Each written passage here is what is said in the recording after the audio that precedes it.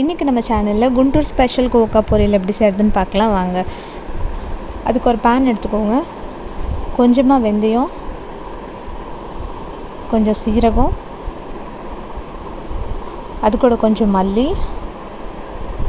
கொஞ்சம் உளுந்து, கொஞ்சம் கடலைப்பருப்பு இதை சேர்த்து நல்லா வறுத்து விடுங்க. இன்க்ரீடியன்ஸோட மெஷர்மெண்ட் வந்து நான் டிஸ்கிரிப்ஷன் பாக்ஸில் தரேன்.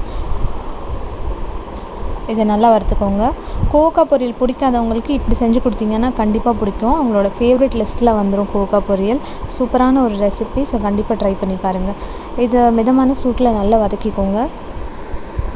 ரொம்ப டேஸ்டியான ஒரு ரெசிபி இது. இதை மிஸ் பண்ணிடாமல் கண்டிப்பாக செஞ்சு பாருங்கள். அவ்வளோ டேஸ்ட்டாக இருக்கும். இதுக்கு வெங்காயம் தக்காளி வெட்ட தேவையில்ல. ரொம்ப சிம்பிள் தான். எதுவுமே இல்லாமல் இந்த மசாலா வச்சு மட்டும் நம்ம செய்ய போகிறோம். இப்போ 3 வரமிளகாய் சேர்த்துக்கிட்டாச்சு. உங்களுக்கு எத்தனை வேணுமோ அத்தனை சேர்த்துக்கலாம். 4 இல்லைன்னா 5 கூட சேர்த்துக்கலாம். அதையும் லைட்டாக வறுத்துட்டு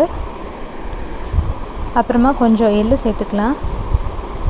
உங்கள்கிட்ட கருப்பு எள்ளு இருந்தால் கருப்பு எள்ளு சேர்த்துக்கலாம், இல்லைன்னா வெள்ளை எள்ளு சேர்த்துக்கலாம். இது ஆல்ரெடி நான் தோல் நீக்கி வச்சுருக்கிற வேர்க்கடலை, அதை நான் உள்ள சேர்த்துக்கிறேன். தோல் உரிக்காத கிரவுண்ட் கூட நீங்கள் அப்படியே யூஸ் பண்ணிக்கலாம், ஒன்றும் பிரச்சனை இல்லை.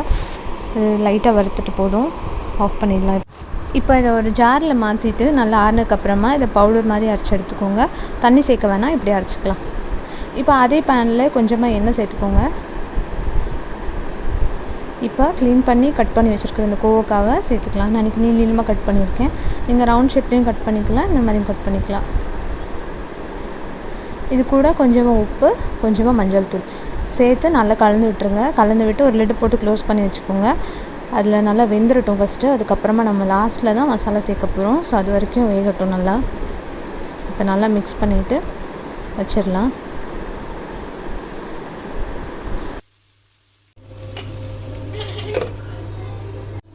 இப்போ இதை ஓப்பன் பண்ணிக்கலாம். நல்லா வெந்துருச்சு.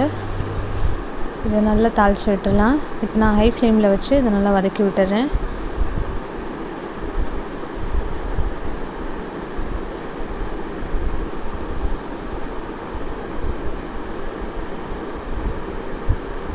நல்லா வெந்திருக்கு. இதில் பார்க்கும்போது நிறைய எண்ணெய் இருக்கிற மாதிரி இருக்கும். ஆனால் மசாலா சேர்த்ததுக்கப்புறமா எண்ணெய்லாம் காணாமல் போயிடும்.